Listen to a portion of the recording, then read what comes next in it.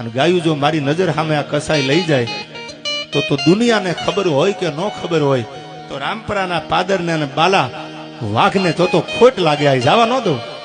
અને સાહેબ કસાઈને કહેવામાં આવ્યું પણ કસાઈએ પડકારો કર્યો તો હાબદા થઈ જાવ, અમે ઝાલેલું મૂકવા વાળા નથી.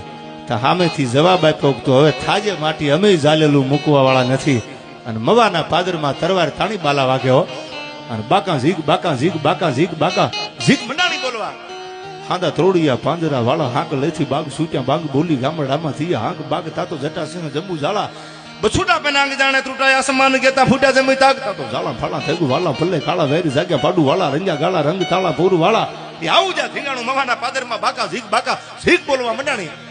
કસાઈના માથાજી હરડાય હારો ખેડું કોઈ શેરડીનો વાટ પાડતો હોય એમ તેદી આ પાદરમાં નીકળેલો મરદા મરદ આયરનો દીકરો બાલા વાઘે તરવારના ઝાટકે માથા ઉડાડી દીધા. શું કામ? ગાયુની રક્ષા કરવા માટે, ગૌ રક્ષા માટે માથા ઉતારી દીધા. બે ઘોડા પાછા વળ્યા મવાના પાદરમાંથી બાગડતા વળી ગયા. બે ભાઈ બહેન લડ્યા, ઘોડા પાછા વળ્યા. એ વખતે જે કાયદા અને કાનૂન હતા એને ખબર પડી અને બાલા વાઘને ધરપકડ કર્યા અને અહીંથી લઈ જતા છેતરીને લઈ ગયા કે તમારું સન્માન કરવાનું છે, તમે કસાઈને મારી નાખ્યા છે, કસાઈના તરવારના ઝાટકે વેતર્યા અને હિન્દુ ધર્મને ઉજાગર કર્યો છે એટલે તમારું સન્માન છે.